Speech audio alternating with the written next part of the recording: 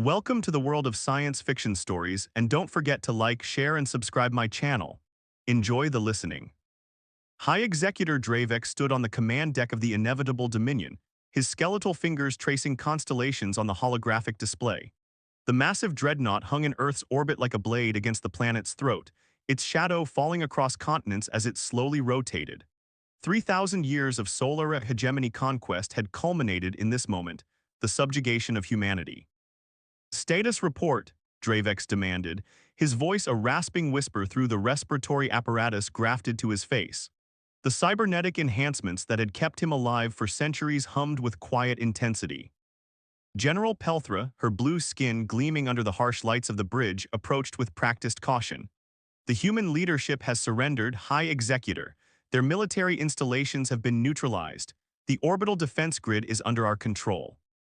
And their resistance, Dravex's red eyes narrowed. Crushed, our forces report only scattered fighting in what they call their southern hemisphere. Nothing of consequence. Pelthra displayed footage of burning cities, of hegemony walkers stomping through urban centers as humans fled in terror. Dravex allowed himself a rare smile. So ends the legend of Terra, the world that defied us for so long. Yet something nagged at him. The conquest had been too easy. In the war room of the Terran Defense Coalition, buried 3 kilometers beneath the Ural Mountains, Marshal Juno Blackwood watched as reports filtered in from around the globe. Her weathered face betrayed no emotion as cities fell, as puppet governments were installed, as hegemony banners replaced Earth flags. Casualties, she asked, her voice steady despite the chaos displayed across the monitors. Colonel Winston Harding, her second-in-command, consulted his data pad.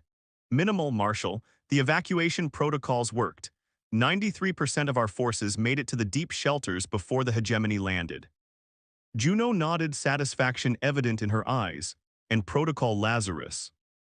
Complete, the hegemony believes they've destroyed our military capabilities. All surface installations showed the appropriate signatures when targeted. They don't suspect the decoys. Lieutenant Emiko Tanaka approached with fresh intelligence. The hegemony is broadcasting victory announcements across all channels. High Executor Dravex is planning a formal ceremony in 3 days to accept Earth's surrender. Juno's lips curved into a cold smile. Perfect. Let them celebrate. Let them think us broken. She turned to the assembled officers of Earth's real military command. These weren't the uniformed generals displayed on public broadcasts or the political appointees who'd signed the surrender documents. These were the shadows, the ones who had been preparing for this day for generations. For 100 years, we've known this was coming, Juno said, her voice carrying across the silent chamber. Since the first hegemony scout ship was detected at the edge of our solar system, we've been building, planning, hiding. They believe they know our capabilities because we showed them what we wanted them to see. She activated the main strategic display, revealing a complex network of installations hidden throughout the solar system. Beneath the lunar surface, in the asteroid belt, within the moons of Jupiter and Saturn, even in the depths of Neptune's atmosphere. Phase 1 is complete, she announced. The hegemony believes they've conquered Earth. Now we begin Phase 2. In his private quarters aboard the inevitable Dominion, Dravex reviewed the conquest logs with growing unease. Something didn't add up. The human military had fallen too quickly, with casualty numbers far below projected estimates. Their defense systems, while present, had been strangely ineffective against hegemony technology. Computer, analyze human military response patterns compared to other conquered species, he ordered. The AI interface hummed. Analysis complete.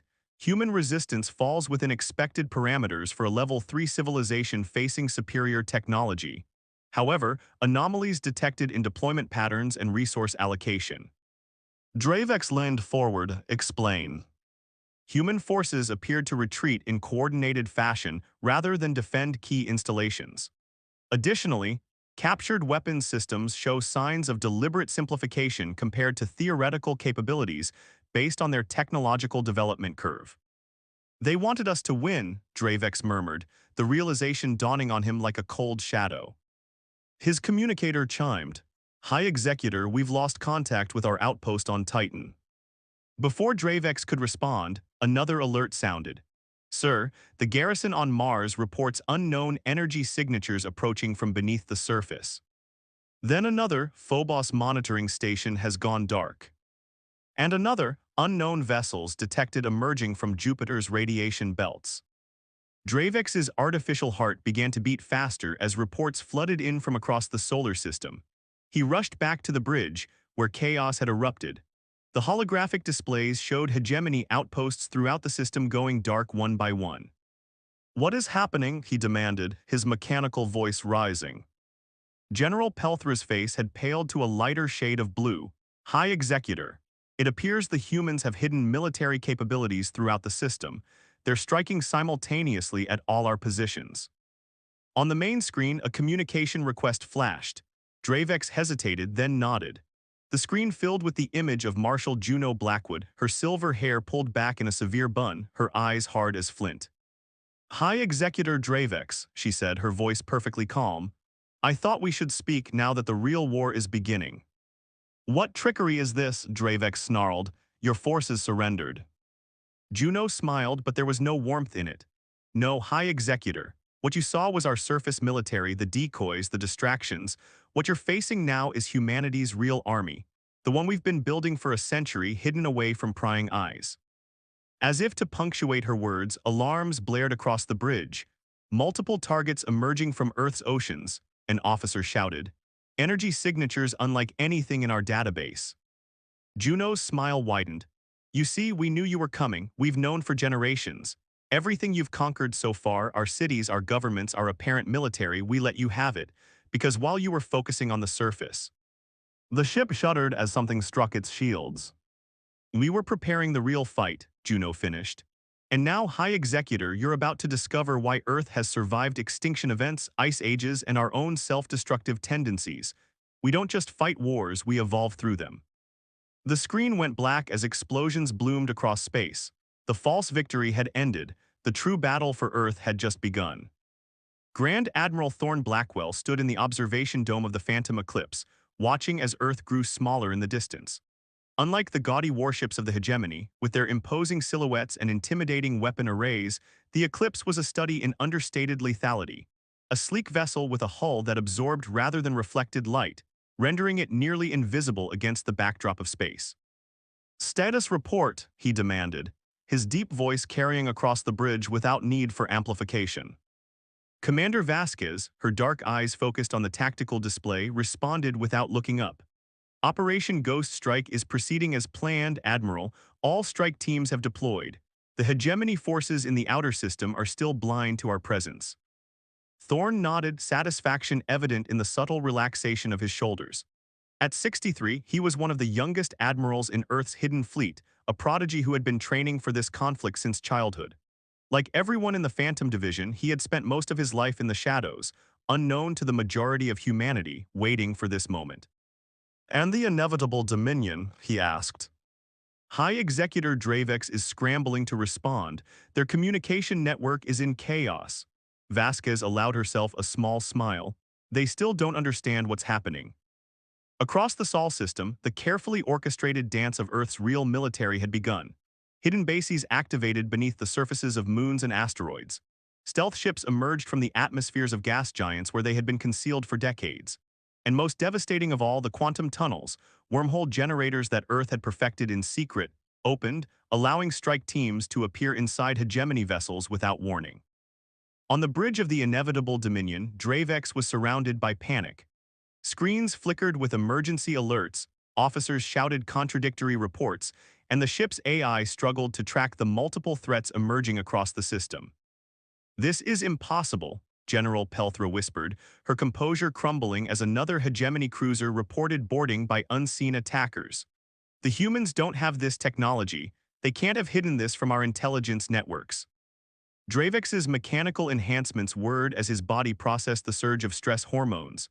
"Clearly," he hissed, "our intelligence was flawed. Contact the Archon. We need reinforcements." A communications officer turned, horror etched on his features. "Sir, we can't. Something is blocking all transmissions beyond the Kuiper belt. We're isolated." In that moment, Dravex realized the trap had been sprung long before he even entered the Sol system. The humans hadn't just prepared for invasion. They had engineered it, lured the hegemony in with the promise of an easy conquest, only to cut them off from the rest of the empire. Aboard the stealth frigate Silent Thunder, Captain Ryoko Okada led her Echo team through the maintenance ducts of the hegemony's largest ship in the Jovian sector. Unlike the bulky power armor favored by conventional Earth forces, Echo Team's warphase suits, form-fitting technology that bent light around them and dampened sound, making them nearly undetectable. "Remember," Ryoko whispered through the team's neural link, "we're not here to engage. Plant the quantum beacons and withdraw. Let the Q-bombs do the talking." Her team of 12 moved like ghosts through the alien vessel, their movements precise and economical. Years of drilling in virtual simulations of hegemony ships meant they navigated the alien architecture with ease. They reached the ship's reactor core without encountering resistance. The massive chamber pulsed with blue-green energy, the heart of the hegemony vessel. Planting the first beacon, Lieutenant Diaz reported, attaching a small device to the reactor housing.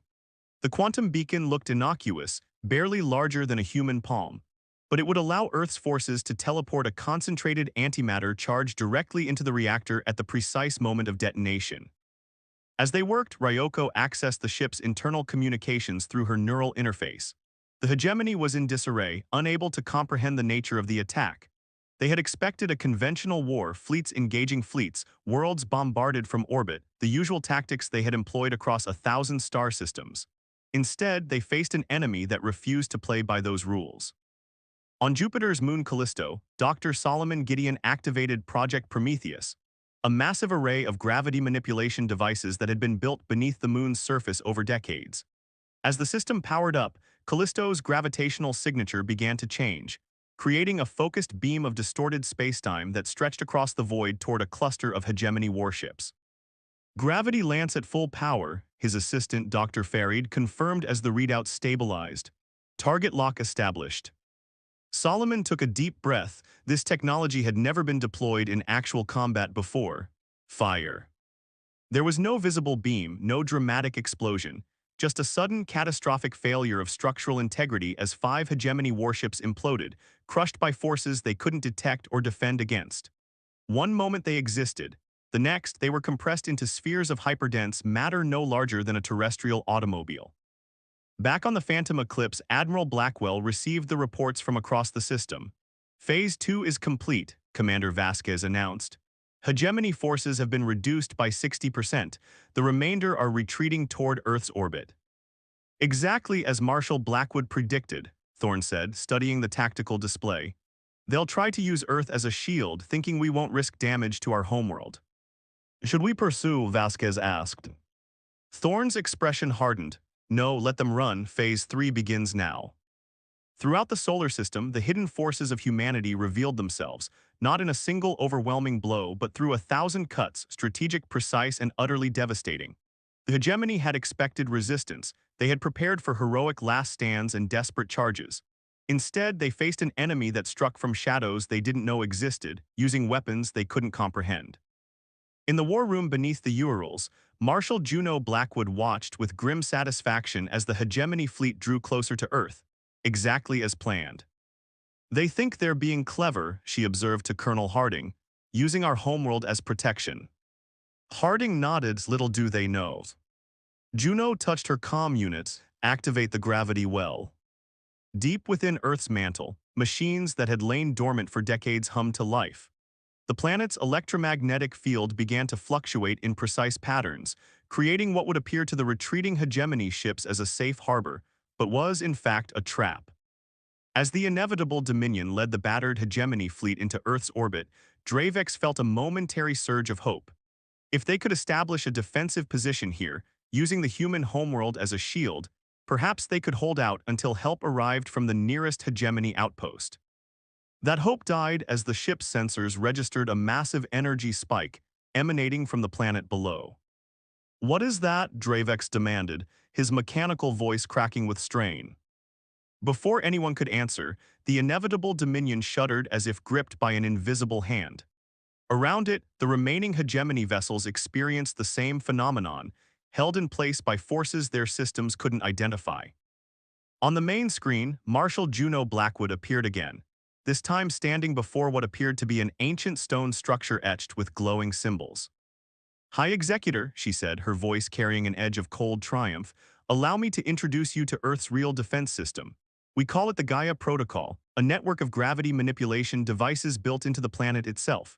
You're currently experiencing a localized gravity well. Your ships can't move, can't fire, can't escape. Dravex's cybernetic implants whirred frantically as he processed this information. Impossible, he whispered.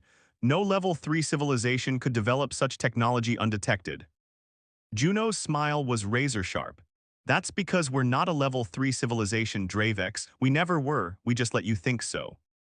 The screen split to show Admiral Blackwell standing on the bridge of a vessel unlike anything in the hegemony database.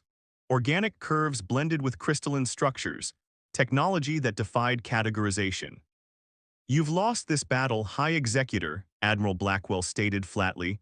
But we're not interested in your destruction. Not yet. First, we want you to deliver a message to the Archon. Dravex felt the artificial chill of fear spread through his enhanced body. What message? Juno and Thorn spoke in unison, their voices carrying the weight of a civilization that had hidden its true face for centuries. The real army of Earth is coming. On the frozen plains of Antarctica, where winds howled across ice that had remained undisturbed for millennia, the ground began to tremble.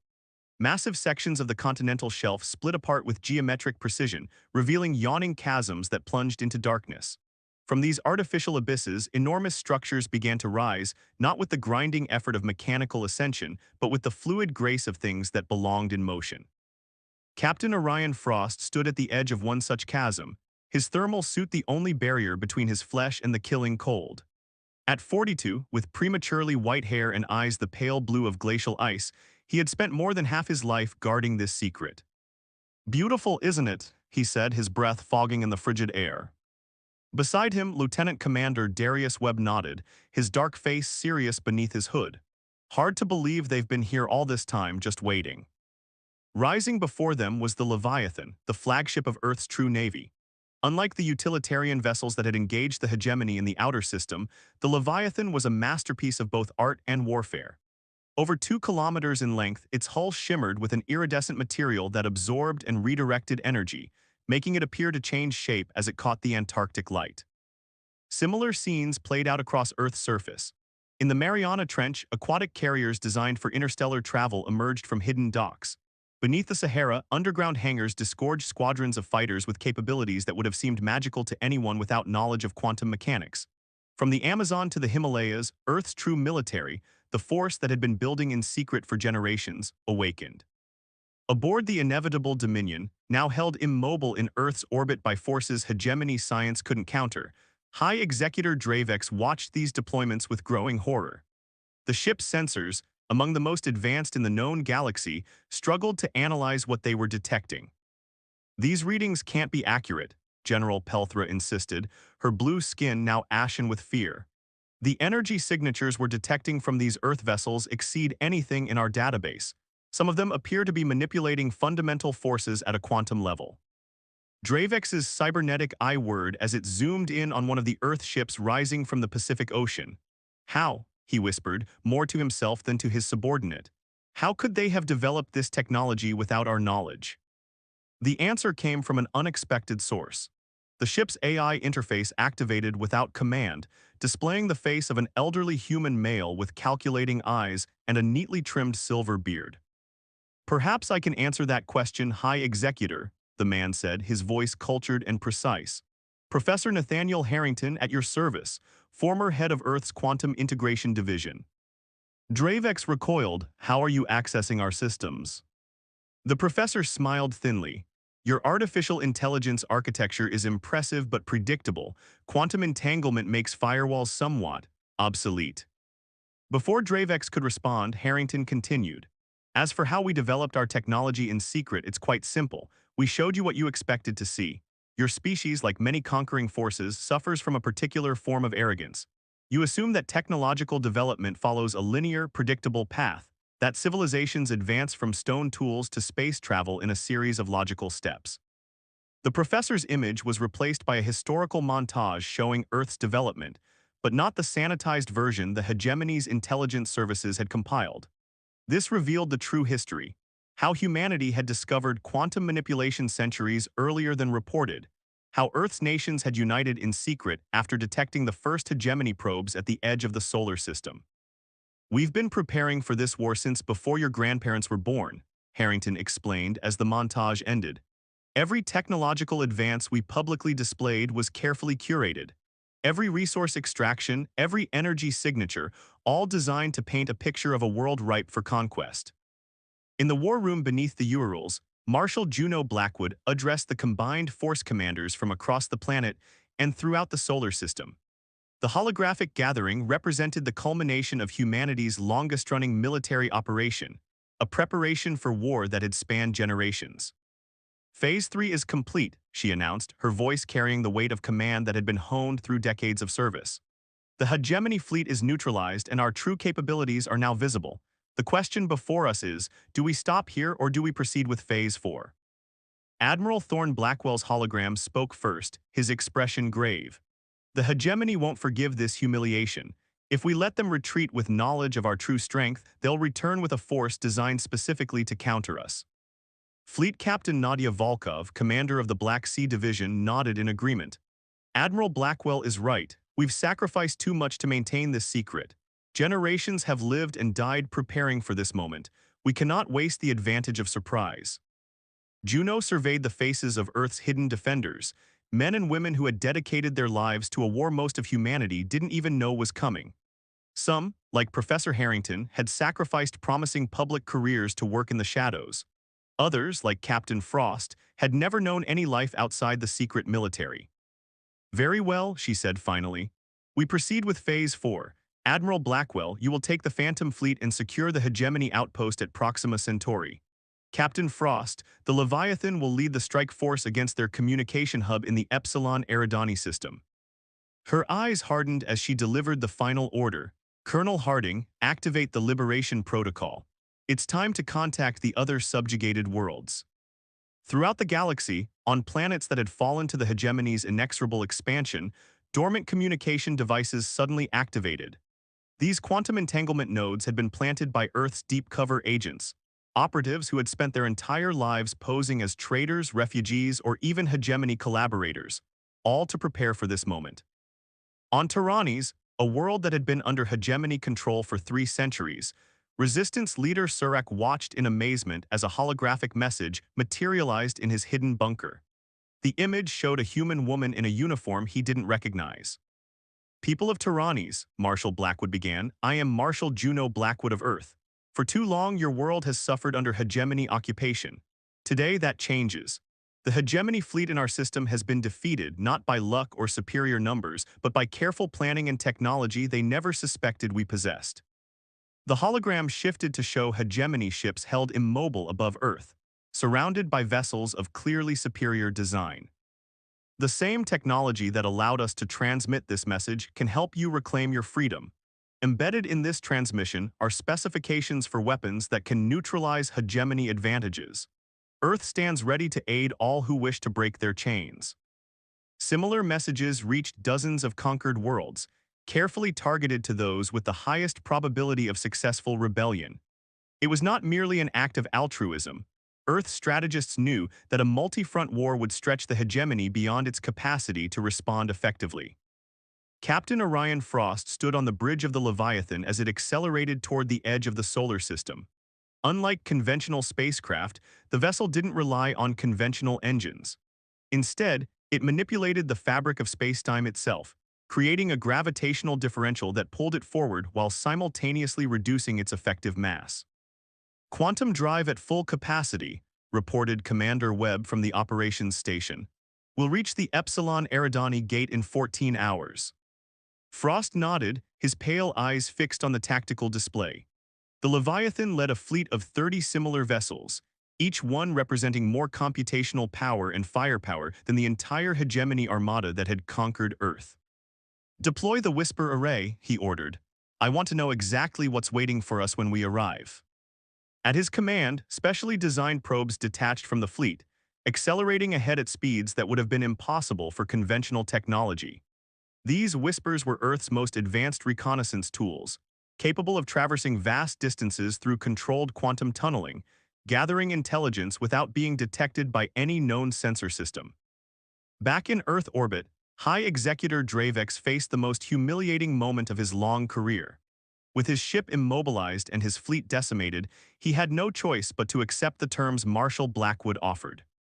"You will be allowed to depart with a single vessel, your flagship," she informed him, her image on his viewscreen projecting an authority that transcended the digital medium. "The rest of your ships will remain here to be studied and repurposed." "And if I refuse?" Dravex challenged, clinging to the last shreds of his dignity. Juno's expression didn't change. "Then you will witness firsthand what happens when Earth's weapons are deployed at full capacity." To emphasize her point, a small demonstration bloomed in space.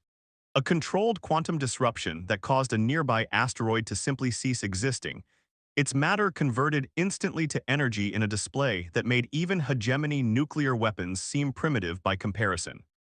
Dravex had no choice. With his remaining officers, he boarded the inevitable Dominion and prepared to carry Earth's message back to the heart of the hegemony. As the crippled flagship limped away from the Sol system, Professor Harrington's voice came over the comm one final time.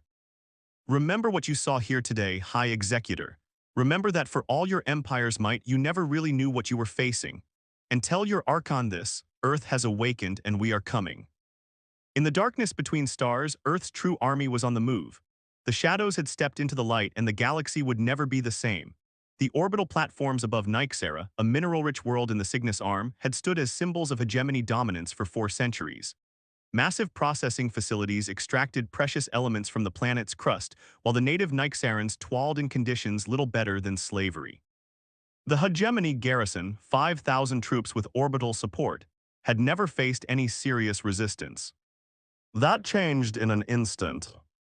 Governor Malthus, the hegemony's appointed ruler of Nixera, was enjoying his morning meal when the alarms began. Before he could reach his command center, the orbital platforms had already gone silent. By the time he activated the emergency protocols, his own palace defenses had been neutralized. He found himself facing a squad of Nixerans led by a single human woman. "Who are you?" he demanded, his gill slits flaring with indignation. "How dare you invade my residence?" The woman stepped forward. Her uniform was unlike any he had seen, sleek, functional, with no insignia or rank markings. Only a small patch bearing Earth's blue and green symbol adorned her shoulder. "Commander Zara Akafer, Terran Liberation Force," she said, her voice calm but implacable. "This planet is now free of hegemony control." Malthus laughed, a wet, gurgling sound.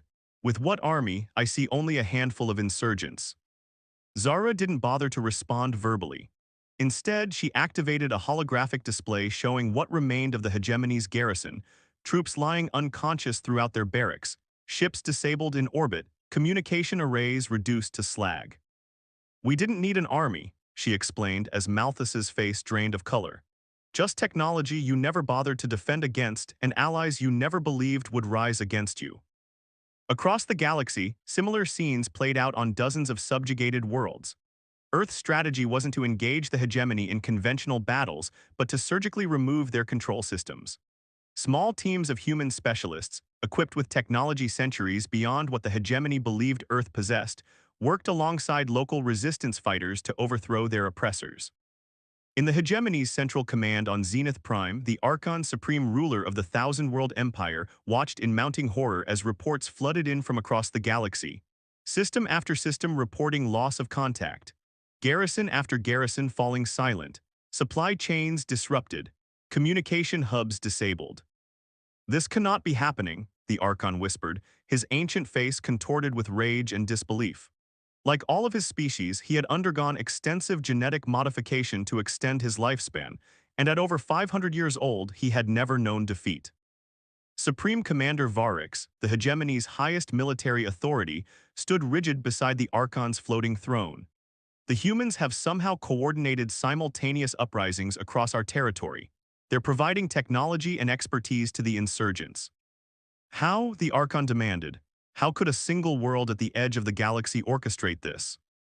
The answer arrived in the form of High Executor Dravex, who had finally reached Zenith Prime after his humiliating retreat from Earth. The once-proud commander now appeared broken, his cybernetic enhancements malfunctioning, his organic components withered from stress. They were waiting for us, Dravex reported, his voice barely above a whisper. For generations, they prepared. Everything we knew about them was a deception, a carefully constructed facade designed to lure us in. He uploaded his ship's records, showing Earth's true military capability emerging from hiding. The Archon watched in stunned silence as vessels with technology the hegemony's scientists had theorized, but never successfully implemented moved with impossible precision. This is a fabrication, Supreme Commander Varix insisted. No Level 3 civilization could achieve this level of advancement in secret. That's what I believed, Dravex replied. Until they held my fleet immobile with technology, we cannot explain and access our most secure systems as if our defenses didn't exist. The Archon's ceremonial staff cracked in his grip. Assemble the Grand Fleet, all of it. We will crush this rebellion and make an example of Earth that will echo across the galaxy for millennia. But even as he gave the order, new alerts flashed across the command center's displays. The quantum communication network that connected the hegemony's 1,000 worlds flickered and failed. The carefully constructed system of instantaneous information transfer, the backbone of the Empire's military and economic power, simply ceased to function. In its place, on every screen across the hegemony's core worlds, appeared the face of Professor Nathaniel Harrington. "Greetings, citizens of the solar hegemony," he began, his aged face solemn but not unkind. "You know us as Earth, a supposedly primitive world recently added to your Empire's list of conquests. That conquest was an illusion, one we carefully crafted to serve our purposes." The transmission continued, broadcasting on all frequencies, overriding even the hegemony's most secure channels. "For centuries, your empire has expanded unchecked, subjugating world after world. You believe this is your right, your destiny. We disagree. As you're discovering, we have the technology to render your military advantage obsolete. We could use this power to destroy you, as you have destroyed so many others." The professor's expression hardened slightly. "Instead, we offer a choice. Even now, our forces are disabling your control systems throughout the galaxy, not to conquer but to liberate. The chains you've placed on 100 worlds are breaking. You can fight this transformation and be broken yourselves, or you can evolve beyond the need for dominance." On the bridge of the Leviathan, Captain Orion Frost monitored the liberation of the Epsilon Eridani system. The massive communication hub that had once controlled hegemony transmissions for an entire sector now lay dormant, its quantum cores reprogrammed to serve the rebellion instead. "Status report," he ordered, his voice calm despite the historical significance of the moment. Commander Webb consulted his neural interface.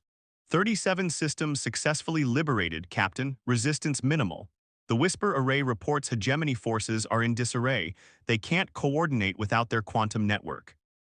Frost allowed himself a small nod of satisfaction. "And our casualties?" "Remarkably low, sir. The neural disruptors worked perfectly. Most hegemony troops were incapacitated before they even realized they were under attack." This had been the brilliance of Earth's strategy. Rather than developing weapons of mass destruction, they had focused on precision, technology that could disable rather than destroy, incapacitate rather than kill. The neural disruptors rendered enemy combatants unconscious without permanent harm. The quantum interference generators disabled ship systems without damaging the vessels themselves. It wasn't merely moral consideration that drove this approach, it was pragmatic. Earth's leaders understood that lasting peace couldn't be built on genocide. The hegemony's people weren't inherently evil, they were products of a system that valued dominance above all else. In the war room beneath the Urals, Marshal Juno Blackwood received reports from across the galaxy with growing satisfaction. The plan was working even better than they had hoped. "Phase 4 is proceeding ahead of schedule," Colonel Harding reported. 83% of targeted systems have been liberated. The hegemony's command structure is fragmenting." Juno studied the strategic display, her experienced eyes noting the patterns of collapse spreading through the once mighty empire. "And the contingency fleets." Admiral Blackwell reports that the Proxima Centauri shipyards have been secured. The hegemony vessels there have been neutralized and are being retrofitted with our technology. This had been another key element of Earth's strategy, not destroying enemy assets but capturing and repurposing them. Each hegemony ship, each installation that fell intact into Earth's hands strengthened the rebellion and weakened the Empire. On Zenith Prime, the Archon faced the unthinkable, the collapse of an empire that had stood for 3 millennia. The Grand Fleet, when he tried to assemble it, could not respond. Ships remained in their docks, unable to activate as Earth's quantum viruses spread through their systems. Military installations reported their weapons offline, their shields non-functional. How? The Archon demanded again, his ancient voice breaking with fury. How could one world do this to us? The answer came not from his advisors, but from a new transmission that bypassed all security measures. This time, it was Marshal Juno Blackwood who addressed him directly. "You're asking the wrong question, Archon," she said, her weathered face filling the screens around him. "It's not how one world defeated you. It's how 100 worlds working together broke free of your control." The screens shifted to show images from across the galaxy, former hegemony subjects standing alongside Earth's special forces, reclaiming their worlds not through violence, but through the systematic dismantling of the Empire's control mechanisms. "Your empire was built on a simple principle: technological superiority gives you the right to rule," Juno continued. "We've demonstrated that your technology is no longer superior. The foundation of your power has crumbled." On the outskirts of the Zenith system, a fleet unlike any the hegemony had ever faced materialized. The Leviathan led a battle group of 50 vessels, each one representing what Earth's scientists called post-scarcity technology, innovation unconstrained by resource limitations or energy concerns. "You have a choice now," Marshal Blackwood concluded. "Adapt to a galaxy where you are no longer the dominant power or face elimination. Not because we desire your destruction, but because the future we're building has no place for empires built on subjugation." As the transmission ended, Supreme Commander Varix turned to the Archon, his pride finally giving way to reality. "Your Eminence," he said quietly, "I believe we should consider their terms." The Archon, ruler of 1,000 worlds, master of countless species, stared at the images of his crumbling empire. For the first time in 5 centuries of life, he confronted a force he could not overcome through sheer will or military might. The chains were breaking, and the galaxy was changing forever. The halls of the Zenith Citadel had never known silence like this. For 3 millennia, the seat of the hegemony's power had buzzed with the constant activity of an empire spanning 1,000 worlds. Now an eerie stillness pervaded its magnificent corridors as the Archon convened the emergency conclave, a gathering of the Empire's highest authorities not seen in 500 years. "This is unprecedented," whispered Praetor Loxus, her translucent skin flushing with anxiety as she took her place in the ancient chamber. The Archon appears, diminished. Beside her, Grand Architect Tuval, whose species communicated through subtle color changes along his ridge crest, pulsed a deep indigo of agreement. The Empire faces extinction, not through conventional defeat but through obsolescence. The Archon entered without the usual ceremonial procession, his floating throne hovering just inches above the polished floor instead of at its customary imposing height. The genetic modifications that had extended his life for centuries seemed suddenly inadequate. He looked old, worn, mortal. "Esteemed members of the conclave," he began, his voice lacking its usual resonance, "we face a threat unlike any in our history. Not merely military defeat that could be overcome with time and resources, but fundamental challenge to our very purpose." The chamber's holographic display activated, showing the spread of Earth's influence across the galaxy. System after system, glowing points of light changed from the hegemony's royal purple to Earth's blue-green as control shifted. "Our technological advantage, the foundation upon which this empire was built, has been rendered obsolete," the Archon continued. "Our most advanced weapons neutralized, our communications compromised, our subject worlds liberated." Supreme Commander Varix stepped forward, his military bearing still proud despite the circumstances. "There may be a way to turn this situation to our advantage, Your Eminence." All eyes turned to the commander, hope kindling in the hearts of the assembled leaders. "Our scientists have analyzed the Earth technology we've encountered. While advanced, it isn't magical. It operates on principles we can understand given time. I propose Operation Phoenix, a concentrated strike at Earth itself using our remaining dreadnoughts equipped with experimental phase-shift drives." Varix's plan was bold, perhaps desperate. Gather the hegemony's surviving capital ships, modify them with technology reverse-engineered from captured Earth equipment, and launch a devastating attack on humanity's homeworld before they could complete their liberation of the galaxy. The humans believe they've neutralized our threat, Varix explained. They won't expect us to adapt so quickly. One decisive blow could force them to negotiate on our terms. The Archon considered the proposal, his ancient eyes calculating. Proceed, Commander. You have the full resources of the Empire at your disposal. Across the Gulf of Space, in Earth's subterranean war room, Marshal Juno Blackwood reviewed the latest intelligence with her senior staff. The liberation was proceeding faster than anticipated, with nearly 70% of hegemony-controlled worlds now free. We're approaching the tipping point, Colonel Harding observed. Once we pass 80%, the Empire's economic base will collapse. They won't be able to maintain their military infrastructure. Juno nodded, but her expression remained concerned. And yet the core worlds are suspiciously quiet. Our intelligence assets report unusual activity at their central shipyards. Professor Harrington, joining via holographic projection from his laboratory on Luna, stroked his beard thoughtfully. They're planning something desperate. The hegemony's cultural psychology won't allow them to accept defeat without one final attempt to reassert dominance.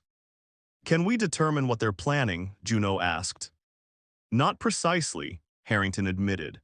But based on the energy signatures our deep cover agents have detected, they appear to be attempting to replicate aspects of our quantum tunnel technology. A chill settled over the command center. If the hegemony succeeded in even crudely duplicating Earth's advanced propulsion systems, they could launch a devastating surprise attack. Alert all system defenses, Juno ordered, and contact Captain Frost. The Leviathan needs to return to Earth immediately. In the void between stars, Supreme Commander Varric stood on the bridge of the Inexorable, the largest remaining hegemony dreadnought. Around it gathered 18 similar vessels, the last true capital ships of a once mighty navy. Each had been retrofitted with experimental drives based on stolen Earth technology, hastily adapted by the Empire's most brilliant minds. Status of the phase shift drives, Varix demanded. His technical officer, a cyborg with 8 specialized limbs working simultaneously across multiple interfaces, responded with clinical precision.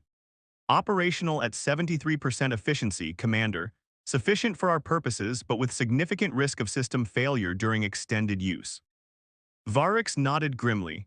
We won't need extended use. One jump to Earth orbit, one devastating attack, and one return jump. The humans have spread their forces thin across the galaxy. Their homeworld will be vulnerable. What Varix didn't share with his crew was the full extent of the devastating attack he had planned. Hidden within the Inexorable's massive hull was a weapon the hegemony had developed but never deployed. A star killer, designed to trigger artificial nova events in systems targeted for complete eradication. Its use had been forbidden by ancient treaty, but in Varix's mind, the survival of the Empire justified breaking even this most sacred taboo. The fleet accelerated to light speed, then beyond as the experimental drives engaged.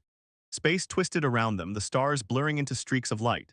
The journey to Earth, normally a matter of weeks even with the hegemony's fastest ships, would take mere hours. On the Leviathan, racing back toward the Sol system, Captain Orion Frost received the alert from Earth Command with growing concern. His ship, while the most advanced in humanity's arsenal, was still days away from home. Increase quantum drive to maximum, he ordered, his pale eyes fixed on the navigational display. Divert power from all non-essential systems. Commander Webb looked up from his station, concern evident on his face. Sir, even at maximum, we'll arrive hours after the projected hegemony attack window. Frost's expression hardened. Then we'll need to take a shortcut, prepare the folding key. A hushed silence fell over the bridge.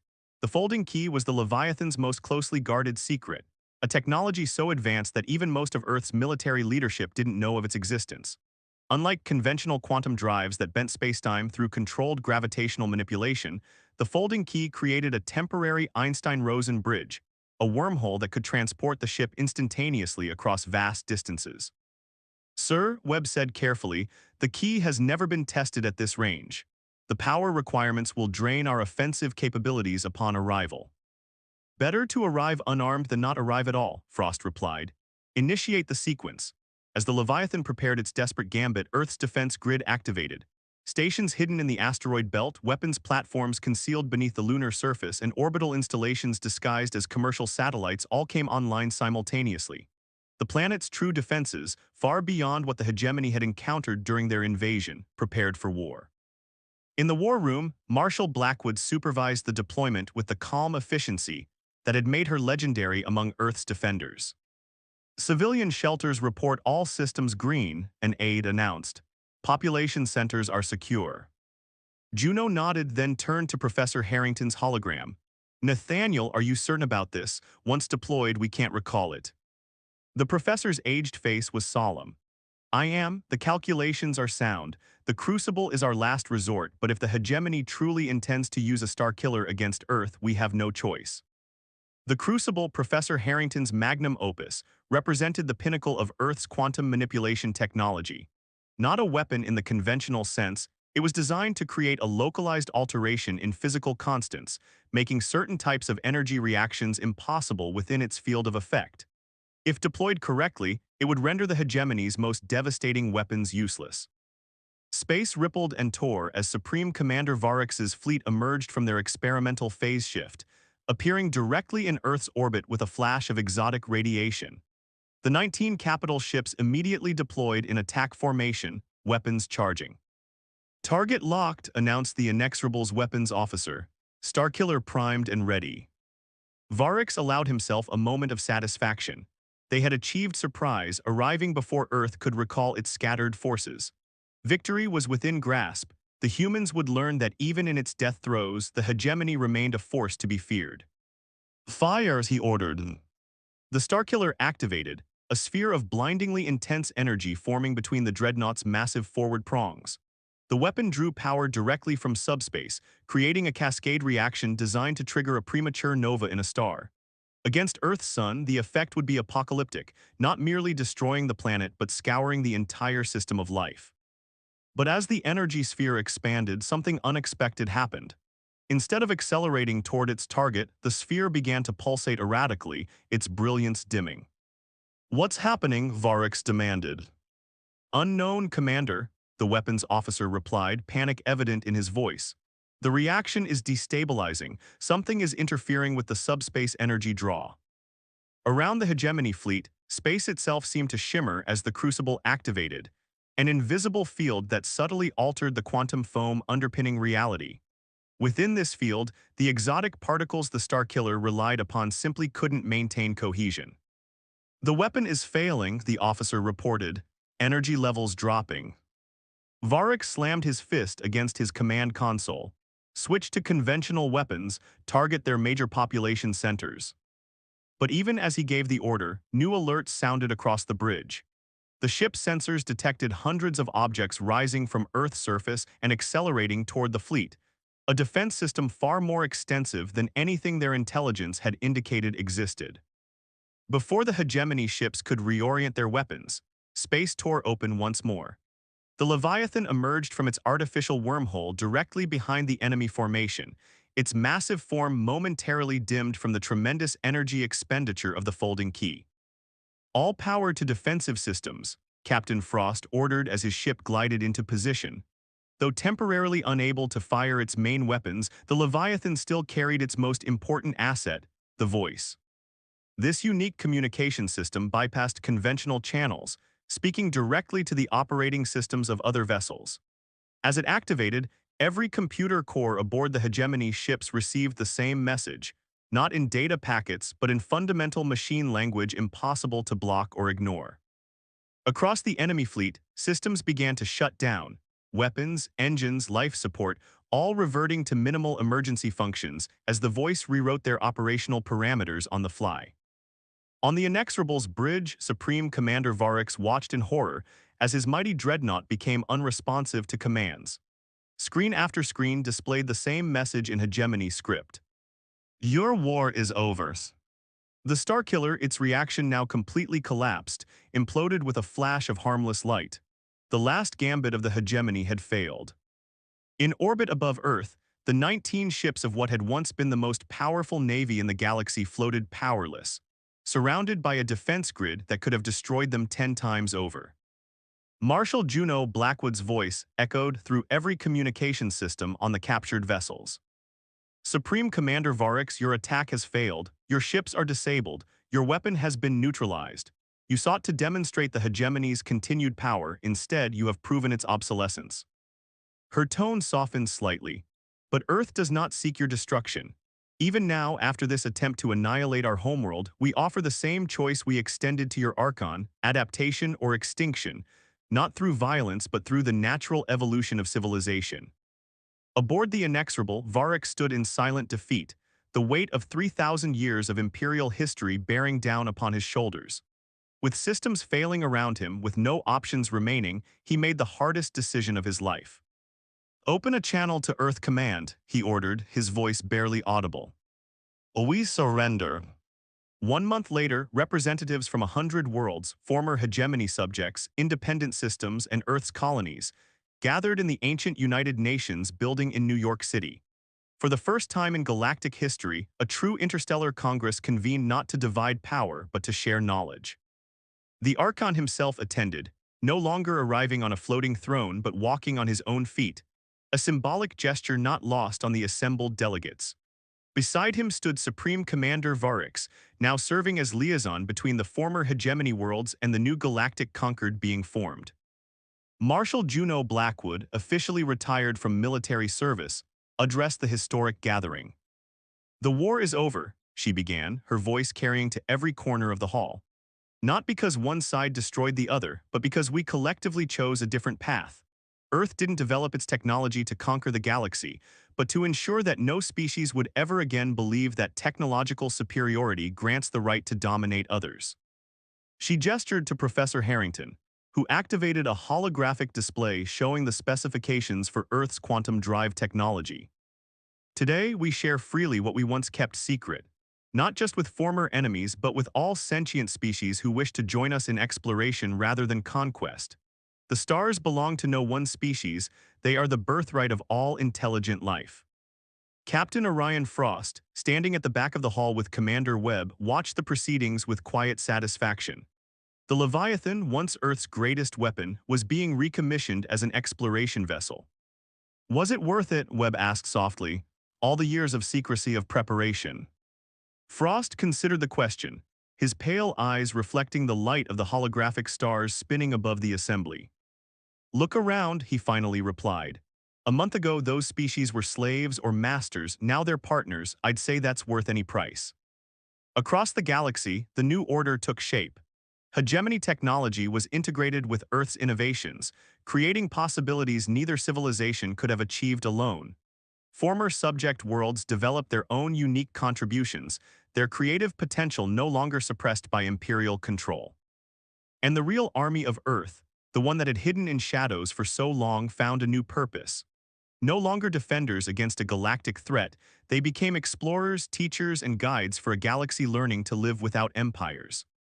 The hegemony had fallen not to superior firepower, but to a more powerful idea, that the future belonged to those who could adapt, who could cooperate, who could see beyond the limitations of conquest and control. Earth's real army hadn't just won a war, they had changed the very nature of civilization among the stars.